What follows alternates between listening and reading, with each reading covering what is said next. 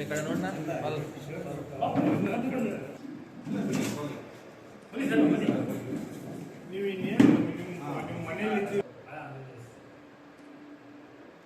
International cell ಇದೆ ಅಲ್ಲಿ ಅಷ್ಟೇ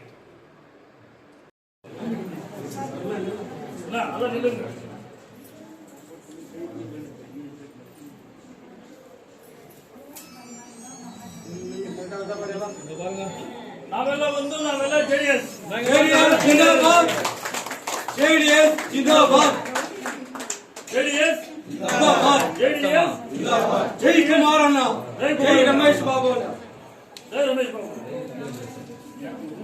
ಅಲ್ಲ ಟ್ಯಾಲೆಂಟ್ ಇರ್ಬೇಕು ಸರ್ ಅಣ್ಣ ಈಗ ಮೈನ್ ಪ್ರಾಬ್ಲಮ್ ಬೇಕು இந்த மைண்ட் ப்ராப்ளம் 26 இயர்ஸ் 27 இயர்ஸ் ஆச்சு மூடிட்டாங்க. இப்போ நம்ம குமாரசாமி அவரை நம்ம மோடி சாஹிப் கிட்ட அமித் ஷா கிட்ட பேசிக்கிறாரு. நெக்ஸ்ட் ஃபியூச்சர்ல திருப்பி இந்த மைண்ட் ரீ ஓப்பனிங் ஆகும். இது என்ன அவங்களுக்கு லேபர்ஸ்க்கு என்ன இருக்கும் செட்டில்மெண்ட் ஆகும் இல்லை சார். அது பேசிக்கிறாரு பெரிய லெவலில் போயிருக்குது. நீங்கள் எல்லாம் டைம் வந்திருக்கீங்க. உங்களுக்கு மந்தேட்டி என்ன சொல்றதுன்னா இந்த பார்ட்டி வந்துச்சா நம்ம கேஜிஎஃப் சால்வ் நல்லா சால்வ் ஆகிடும். ஆமாம் இல்லையா? இப்போ நம்ம கேஜிஎஃப்ல ரொம்ப ப்ராப்ளம் இருக்கு ஹாஸ்பிட்டலில் கேட்டுக்கிறீங்களா? முன்னே கூட யாரோ அவங்க முஸ்லீம் பாய் சத்துட்டாரு இது ஒரு ப்ராப்ளம் விஷயம் சொல்லிட்டு நீங்கள் எல்லாம் ஸ்ட்ராங் ஆகணும்னு நாங்கெல்லாம் கேட்க முடியும். கேட்கலாமா? அந்த அந்த ஹக்கு நம்ம சம்விதானத்தில் டாக்டர் பாபா சாஹேப் அம்பேத்கர் கொடுத்துருக்க ஹக்கு நம்ம போராடணும். ಈ ವೇಳೆ ಬಳ್ಳೆ ಅವನ್ನ ಕೇಳಿದ್ರೆ ಯಾರು ನಮ್ಮ ತಾನೇ ಕೇಳணும். ನೀನು ಕೆಲಸ ಮಾಡಲಿಲ್ಲಂದ್ರೆ ನೀನು ಕೆಲಸ ಮಾಡೋ ಅಂದ್ರೆ ನೀನು ಕೆಲಸ ಮಾಡಬೇಕಂತ ಹಕ್ಕು ಯಾರು ಕೊಟ್ಟಿರೋದು? ಡಾಕ್ಟರ್ ಬಾಬಾ ಸಾಹೇಬ್ ಅಂಬೇಡ್ಕರ್ ಕೊಟ್ಟಿರ್ತಕ್ಕಂಥ ಹಕ್ಕಿನಲ್ಲಿ ನಾವೆಲ್ಲ ಕೇಳಬೇಕು. ರೈಟ್ಗೆ ಫೈಟ್ ಮಾಡಬೇಕು ನಾವು. ಸರ್ ಸರ್ ಯಾವ ಒಂದು ಸಮಸ್ಯೆ ಬಂದ್ಬಿಟ್ಟಿದೆ ಅದು ಯಾರು ಸಾಲ್ವ್ ಮಾಡ್ತಾರೆ ಸರ್? ಏನು ಸರ್ ನೀವು ಹಾಸ್ಪಿಟಲಲ್ಲಿ ಸ್ಟಾಫಿ ಜನ ಇದ್ದೀರಾ, ಅವ್ರು ನೋಡಿದ್ರೆ ಅಲ್ಲಿ ಹೋಗ್ತಾರೆ, ಇನ್ನೂರು ಇಲ್ಲಿ ಬರ್ತಾರೆ, ನಮ್ಮ ಪೇಷಂಟ್ ಬಂದಿದ್ದಾರೆ, ನೀವು ನೋಡಿದ್ರೆ ಎಲ್ಲ ಸ್ಕ್ಯಾನ್ ಬಂದಿದ್ರೆ ಅವ್ರು ಹೋಗಿ ಅಂತಾರೆ ಇಲ್ಲಿಗೆ ಹೋಗಿ ಅಂತಾರ ಹೇಳ್ತಾರೆ ಹೇಳಲ್ವಾ? ಅವ್ರು ನಾವು ಕೇಳಬೇಕ ಬೇಡ ಅವ್ರನ್ನ? ಸರ್ ನೀವು ನಮ್ಮ ಹಾಸ್ಪಿಟಲ್ ಬಂದಿರತಕ್ಕಂತಹ ಡಾಕ್ಟ್ರು ದಯವಿಟ್ಟು ಈ ಒಂದು ಟ್ರೀಟ್ಮೆಂಟ್ ಯೂಸ್ ಮಾಡ್ಕೊಡ್ಬೇಕು. ನೀವು 24 ಅವರ್ಸ್ ನೀವು ಕೆಲಸ ಮಾಡಬೇಕು ಅಂತ ಕೇಳೋದನ್ನ ರೈಟ್ಸ್ ಬರೋದು ನನಗೆ. ಆ ರೀತಿ KGFನಲ್ಲಿ ಸಾವಿರಾರು ಸಮಸ್ಯೆಗಳಿದೆ. ನಮ್ಮ ಪಕ್ಷ ಸ್ಟ್ರಾಂಗ್ ಆಗಿ ಕಾರ್ಯಕರ್ತರನ್ನ ಇಟ್ಕೊಂಡು ಕಾರ್ಯಕರ್ತರನ್ನು ಬೆಳೆಸ್ಕೊಂಡು ನೀವು ಏನೇ ಸಮಸ್ಯೆ ಇದ್ರೆ ಕೂಡ ಕೇಳೋದಕ್ಕೆ ರೈಟ್ಸು ನಮ್ಮ ಪಕ್ಷದಲ್ಲಿದೆ. ನೀವೆಲ್ಲ ಇನ್ನೂ ಹೆಚ್ಚಿನ ಸಂಖ್ಯೆಯಲ್ಲಿ ಇನ್ನೂ ಹೆಚ್ಚಿನ ಸಂಖ್ಯೆಯಲ್ಲಿ ಭಾಗಿಯಾಗಿ ಕಾರ್ಯಕರ್ತರನ್ನ ಒಬ್ಬೊಬ್ಬರಾಗಿ ಒಬ್ಬೊಬ್ಬರು ಸೇರ್ಪಡೆ ಮಾಡಬೇಕು. ಮನೆ ಮನೆಗೆ ಹೋಗಿ ನಮ್ಮ ಸಮಸ್ಯೆ ತಿಳಿಸಬೇಕು. ನಮ್ಮ JDS ಈ ಥರ ಪಕ್ಷ ಇದೆ, ಮಹಿಳೆಯರ ಪಕ್ಷನೇ ಇದೆ, ಎಲ್ಲರಿಗೂ ಸರ್ವರಿಗೂ ಸಮಪಾಲು ಅಂತ ಹೇಳ್ಬಿಟ್ಟು ಒಂದು ನೀತಿ ವಿಚಾರದಲ್ಲಿ ನಮ್ಮ JDS ಪಕ್ಷ ಮುಂದುವರ್ಸ್ಕೊಂಡು ಹೋಗ್ತಾ ಇದೆ. ಹಾಗಾಗಿ ನೀವೆಲ್ಲರೂ ಸ್ಟ್ರಾಂಗ್ ಮಾಡೋದಕ್ಕೆ ಒಂದು ವೇದಿಕೆಯನ್ನು ನಾವು ಕರೆದಿದ್ದೀರಿ. ನೀವೆಲ್ಲ ಸ್ಟ್ರಾಂಗ್ ಮಾಡ್ತೀರಾ, ಪಕ್ಷನ ಕಟ್ತೀರಾ. ನಿಮ್ಮ ನೇತೃತ್ವದಲ್ಲೇ ಇಲ್ಲಿ ಯಾರು ಲೀಡರ್ಸ್ ಅಲ್ಲ, ಇಲ್ಲಿ ಯಾರು ಮುಖಂಡರಲ್ಲ, ನೀವೇ ಲೀಡರ್ಸು, ನೀವೇ முகண்டோ. இங்கே வந்து நம்ம JDSக்காக எலெக்ஷனுக்கும் ஒரு கேண்டிடேட்டும் உங்களை நம்பி எல்லாரும் நிற்கிறாங்கோ. இப்போ இந்த ஜனங்களுக்கு எல்லாம் நல்லது பண்ணோம். எல்லா வார்டிலும் எல்லா எம்சியும் இதுக்கு முன்னாடி வந்திருக்காங்க, எல்லாம் பண்ணியிருக்காங்க. இதுக்கு முன்னாடி எது யாருக்கு எது பண்ணியிருக்காங்க தெரியாது.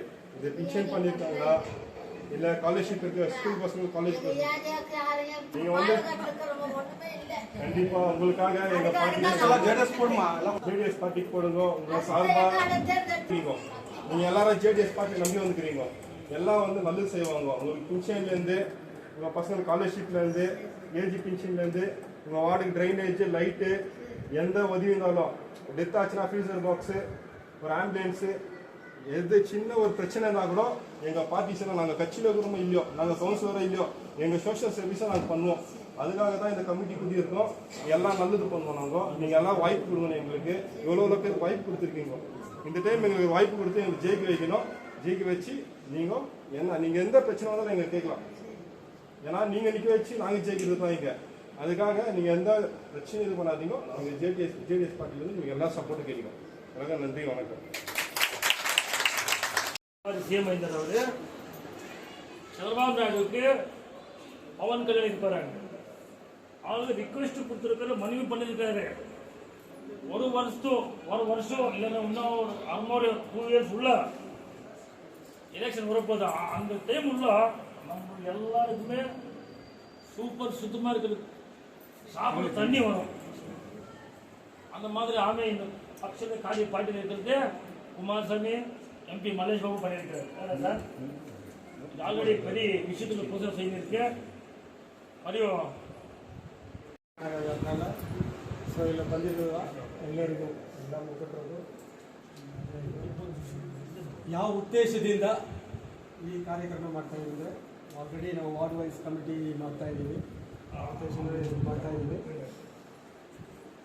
ಎಲ್ಲರೂ ತಮಿಳವರು ಜಾಸ್ತಿ ಇದ್ದಾರಲ್ಲ, ಅದಕ್ಕೆ ನಾನು ತಮಿಳಲ್ಲೇ ಮಾತಾಡ್ತೀನಿ. ಆಲ್ರೆಡಿ ಕನ್ನಡದಲ್ಲಿ ಎಲ್ಲ ಮಾತಾಡಿದ್ದಾರೆ. ಅದು ಅರ್ಥ ಆಗಿಲ್ಲ ಅಂದರೆ ನಾನು ತಮಿಳಲ್ಲಿ ಮಾತಾಡ್ತೀನಿ.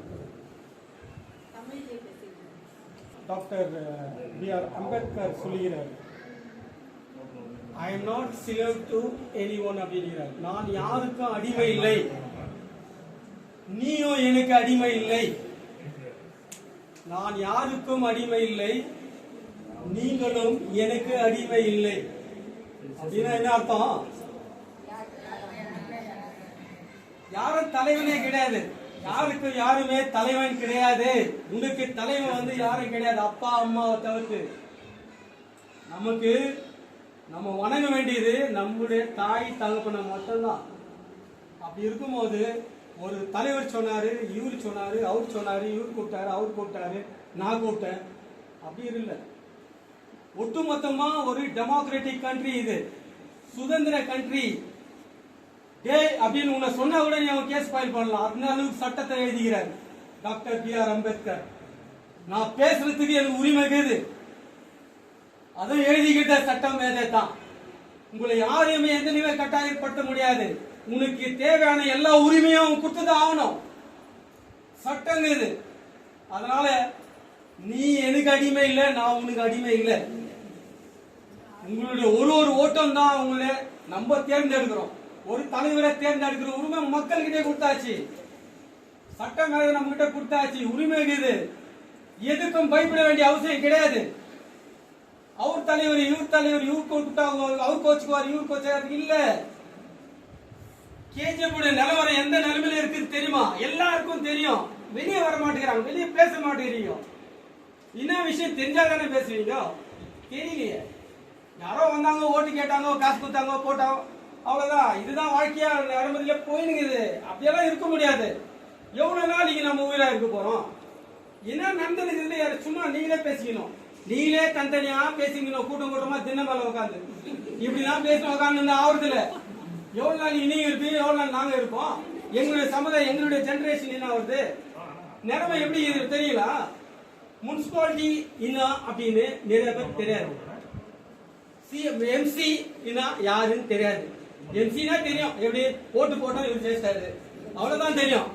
அவர் என்னமா செய்யணும்னு யாருக்கும் தெரியல. இதுதான் நான் சில எல்லா மீட்டிங்லயும் நான் பேசிட்டு போறது ஜனங்களுக்கு.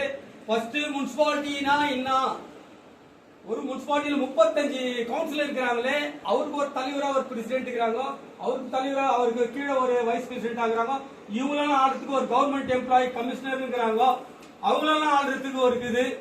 நம்மளெல்லாம் ஆளுறதுக்கு ஒரு எம்எல்ஏ இருக்கிறாங்க, எம்எல்ஏவெல்லாம் ஒரு 8 எம்எல்ஏ ஆளுறதுக்கு எம்பி இருக்கிறாங்க, எம்பிங்கள எல்லா எம்எல்ஏ ஆளுறதுக்கு மினிஸ்டர் இருக்கிறாங்க, சிஎம் இருக்கிறாங்க, பிரைம் மினிஸ்டர் இருக்கிறாங்க. இந்த லெவல்ல போகுது. அட்லீஸ்ட் செலவுக்கு நோட்டீஸ் போடணும்ட்டு எல்லாரும் ஒரு 10 ரூபாய், 20 ரூபாய், 5 ரூபாய் குத்துக்குறாங்க அந்த காலத்துல. எம்சிக்கு நிக்கிறதுக்கு, செலவுக்கு, மதியம் சாப்பிடறதுக்குன்னு. இப்ப அப்படியே ஆகுது. இந்த இடத்துல ஒரு 500 ரூபாய், இந்த 1000 ரூபாய் ஓட்டுக்கு. நீங்க ரொம்ப குஷி ஆயிட்டு என்ன பண்றீங்க? ஐயோ வீட்டுல 4 ஓட்டுக்குதுப்பா, 5 ஓட்டுக்குது, 10 ஓட்டுக்குது பண்றீங்க. இப்படி போனா இப்ப நான் சொல்றது இந்த நிலைமையில வந்து சும்மா அந்த டைம் இப்ப ஏதோ கூப்பிட்டாங்க, யாரோ கூப்பிட்டாங்க, இந்த மாதிரி எம்சி கேண்டிடேட் சொன்னாங்கன்னு வந்து உட்காந்துக்கிறீங்க. இல்லைன்னா அவர் கோச்சுக்கு வரணும் வந்து உட்காந்துக்கிறீங்க. ஐயோ அவர் தெரிஞ்சுப்பா, அவர் கூப்பிட்டு வரலன்னா எப்படிப்பா, இவர் கூப்பிட்டாருப்பா, அவர் கூப்பிட்டு அப்படி இல்லை. இந்த பிராண்டு ஜேடிஎஸ்ல வா, மத சார்பற்ற கட்சிக்கு வா, கண்டிப்பா நடக்கும். இதுக்கு முன்னாடி இருந்த நம்ம பக்தவச்சலம் இருக்கும்போது அட்லீஸ்ட் ஒரு 1000 வீடு போயிச்சு நிச்சு, ஒரு 1000 வீடு கட்டி கொடுத்துக்கிறாரு. மற்றவங்க யாரும் கட்டி கொடுக்கலையே. அம்மா ரூபாம்மா கூட என்ன பண்ணாங்க, எல்லாருக்கும் வீடு கொடுக்குறேன்ட்டு முனிசிபாலிட்டியில வந்து கியூ நின்று இருந்தாங்க. 100 பேருக்கு மேல கொடுக்க முடியாது வீடு. 10,000 பேருக்கு மேல நீ ஃபார்ம் கொடுக்குற, தேவையாது. வார்டுல போயிட்டு பார்க்கணும். அந்த வார்டுல முக்கியமா சொல்றதுன்னா மைன்ஸ் ஏரியாவை போய் பாரு. அப்படியே அனாதையா இருக்கிறாங்க. இஞ்சி அந்த காலத்துல கட்டினாங்க பாரு, அப்படியே தட்டில இருந்து அப்படியே வந்து ஸ்லாப்ஸுக்கு வச்சு பாரு. ஸ்லாப்ஸ்லயே வீடை பாத்துக்கிறீங்களாமா? அதுலதான் நம்ம வாங்கணும். இப்பதான் புள்ளிங்க கொஞ்சம் இங்க பெங்களூருக்கு வேலைக்கு போயிட்டு கொஞ்சம் மாற்றத்தை எடுத்து வச்சுங்க. ஐயோ அந்த மாதிரி நிலைமையா? இப்படி ஒரு நிலைமை அப்படியே இருக்குது. நான் மைனிங் ஏரியால இருக்கிறவங்க போயிட்டீங்க. அப்ப மைனிங்ல இருக்கிறவங்க நாங்கெல்லாம் எங்க போறது இல்லையா? மைனிங் ஏரியால இருக்கிறவங்க நாங்க எந்த நிலைமையில இருக்கிறோம் தெரியுமா? ஒரு அடி தள்ளி பண்ணினா வந்துடுறான், அப்படியே ஜீப் எடுத்துட்டு வந்துடுறான் மைன்ஸ்காரன். டேய் 1000 ஏக்கரா பூச்சி வச்சுக்கிறீங்க, மைனிங்ல எவ்வளவு ஏக்கரா இருக்குன்னு எனக்கே தெரியல. அதுக்கு பிறகுதான் தெரியுது, டேய் இதெல்லாம் மைனிங் ஆம்பா, கிருஷ்ணாவரம் மைனிங் ஆம்பா, அங்க ஃபேக்டரி போட்டுக்கிற ஒரு 1000 ஏக்கரா மைனிங் ஏரியாவாம்பா. நம்ம சண்டை போட்டுனுக்குறோம். காவாக்கு ஒரு அடி தள்ளி கட்டாண்ட விடாறான் அவன். வீட்டுக்கு சண்டை, எங்க சண்டை அங்க சண்டை. டிபார்ட்மெண்ட் போலீஸ் டிபார்ட்மெண்ட் போய் பாரு, ஏக்கராவா காம்பவுண்ட் போட்டு வச்சுக்கிறாங்க மைனிங் ஏரியாவை. ஏன் அங்கெல்லாம் நாங்கெல்லாம் கட்டிக்க கூடாது வீடு? எங்க தலைமுறை வரல, எங்க தலைமுறை 200 வருஷம் வந்துட்டாங்க. எங்க தாத்தா பாட்டம் கட்டாங்களா இங்க தான் வந்து இறங்கிக்கிறாங்க. இந்த நிலைமை நம்மளுக்கு தான் உரிமை. நம்ம அதை புரிஞ்சுக்கிறது இல்ல, யாரும் புரிஞ்சுக்கிறது இல்ல. எங்கன்னா வீடு கட்டுங்கம்மா. சார் நிறைய சப்போர்ட் பண்ணிக்கிறாரு. என்ன வீடு கட்டுப்பா, யார் வர பாக்கலான்னு. அந்த மாதிரி தான் நம்மளுக்கு வேணும் இல்லையா? கட்டணும் இடத்துல நம்ம போய் குறி அப்படியே சந்திலே இருக்கணும். அங்க பாரு ஒண்ணுமே இல்ல, சைலண்டா அப்படியே ஒரு 500 ஏக்கரா பூச்சி வச்சுக்கலாம். ஏக்கரா நம்ம வரோம் 10க்கு 20, 20க்கு 30 அப்படியே சுத்தி சண்டை போட்டுக்கிறோம். யார் விட்டுது? நம்ம பாட்டனுதான் சம்பாதி வந்தது, ஒழிச்சுது. எவ்வளவு 1000 பேர் செத்துக்கிறாங்க மைண்ட்ஸ்ல. நிலைமை வந்து அப்படியே இருக்கிறோம். அப்படியே ஏதோ யாரோ கூப்பிட்டாங்க, போனோம் வந்தோம், யாரோ காசு கொடுத்தாங்க, ஓட்டு போட்டோம், இதெல்லாம் விட்டுருங்க. ஜேடிஎஸ் ஓட்டு போடுங்கம்மா, 100% மாத்தி காட்டுறோம்.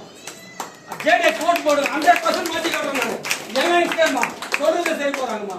23 சட்டம் ஒரு பட்டி போட்டு வச்சுக்கிறேன். நான் மேனிபெஸ்டோன்னு போட்டு வச்சுக்கிறேன். மாத்தி காட்டலாம் கேளு. ஒரு வார்டுலயும் போட்டு வச்சுக்கிறேன். பசங்க வந்து கெட்டு போக கூடாது. ரைட். ஒரு ஸ்போர்ட்ஸ் வந்து எல்லா வார்டுலயும் பண்ண போறோம். ரைட். படிப்பு வேணும். 5ஆவதுல இருந்து 9ஆவது வரலாம் பசங்க படிக்கணும்.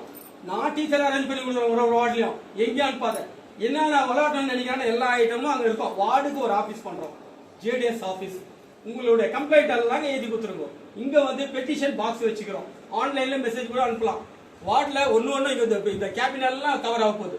35 வார்டு தான் பாக்ஸ் பண்ண வைக்க போறோம். எந்த கம்ப்ளைண்ட்னா சொல்லலாம். நீ எம்சி உடைய வேலை என்ன பண்ணும்? அவங்களுக்கு ஓட்டர் ஐடி இல்லையா செஞ்சு கொடுக்கணும், ஆதார் கார்டு இல்லையா செஞ்சு கொடுக்கணும், கேஸ்ட் இன்கம் இல்லையா செஞ்சு கொடுக்கணும். எல்லாம் செய்யணும், எல்லாம் ஃப்ரீயா செய்யணும். ஒன்றும் பிரச்சனை இல்லை, ஃப்ரீயா செய்ய போறோம். இங்க ஆபீஸ்ல எல்லா சிஸ்டமும் கம்ப்யூட்டர் வச்சு ஃப்ரீ தான்.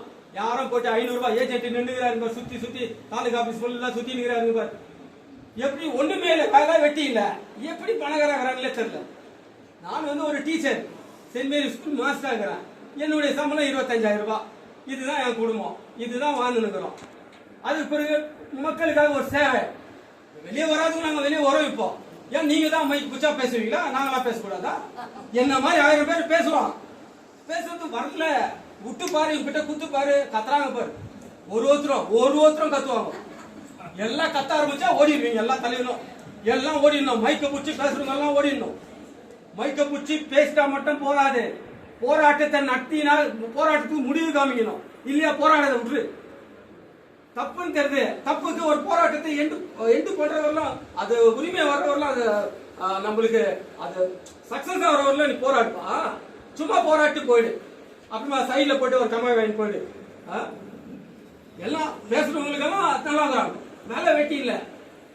நீங்க பாருங்களேன், நிறைய பேர் எல்லாம் வாட்ச் பண்ணுங்க. இவருக்கு இப்ப எனக்கு ஏதோ ஒரு சம்பளம் தராங்க, உங்க பசங்க வேலை செய்யறாங்க, சம்பளம் தராங்க. நம்ம இப்படியே தான் இருக்கிறோம். ஆனா வேலை வெட்டி ஒண்ணுமே இல்ல. ஆனா அவர் எப்படி ஒரு 20 லட்சம் ரூபாய் கார்ல வர்றாருன்னு தெரியல. எப்பவுமே கட்டுக்கட்டா பணம் வச்சுக்கிறாருன்னு தெரியல. அப்போ ஊழல் தானே, ஊழல் தான். காங்கிரஸ் ஊழல், சரியான ஊழல். இப்ப சொல்றாரு பாரு, நம்ம வள்ளல் முன்சாமி நான் அன்னைக்கு மீட்டிங்ல சொன்னேன், ஏன் காங்கிரஸ் விட்டு போனாரு அவரே சொல்லுவாரு, இல்ல நாங்க கூட சொல்லுவோம். இப்ப சொல்ல ஆரம்பிச்சிட்டாரு, அவர் சொல்ல ஆரம்பிக்கிறாரு. காங்கிரஸ்ல நிறைய விஷயம் நல்லதுதான் செஞ்சுட்டு போயிருந்தாரு. அவரும் ஊழல் இல்லாதியா, அவர் பிரசிடென்டா இருந்து எவ்வளவு எத்தனை கோடிகள் சைன் பண்ணிருப்பாரு இல்லையா? அம்மான்றவங்க கரெக்டா தான் எல்லாம் எப்படி அவங்க மாஸ்டர் பிளான் போட்டு தான் உள்ள வந்தாங்க. கரெக்டா பிளான் போட்டாங்க. உனக்கு கஷ்டம் முடிஞ்சிச்சு, குடுறா லோன் இருக்குது இல்லையா? நல்ல விஷயம் தான். நான் சில இடத்துல ரூபா மேடம் பண்ணதுக்கெல்லாம் நான் கை தட்டிக்கிறேன். சில விஷயம் ஏன் முதல்ல இருந்தவங்க செய்யல, நல்லா இருக்குது, இப்ப பரவாயில்ல நிறைய செஞ்சுக்கிறாங்க. ஆனா அதுல ஊழல்ங்கிற விஷயம் வந்து நம்மளுக்கு தேவையில்லை. நீ எவ்வளவு சம்பாதிச்சுன்னு போ, ஆனா ஜனங்களுக்கு எல்லாம் செஞ்சுது. அந்த எண்ணத்துல தான் நம்மளும் என்ன பண்ணோம், ரைட். ஆனா அதுல ஒரு பெரிய ஊழல் இருக்குது, அது எல்லாருக்கும் தெரியும்.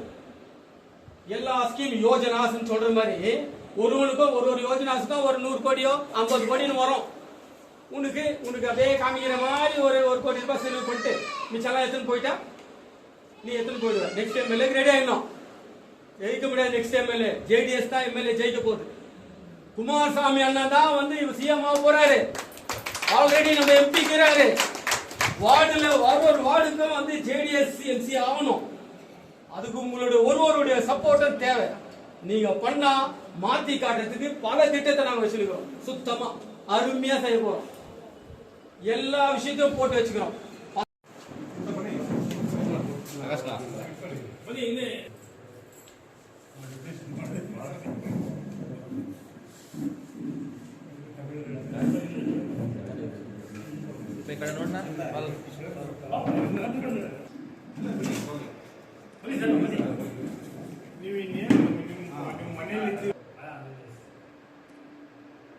ನಮ್ಮ ಇಂಟರ್ನ್ಯಾಷನಲ್ ಸೆಲ್ ಇದೆ ಅಲ್ಲಿ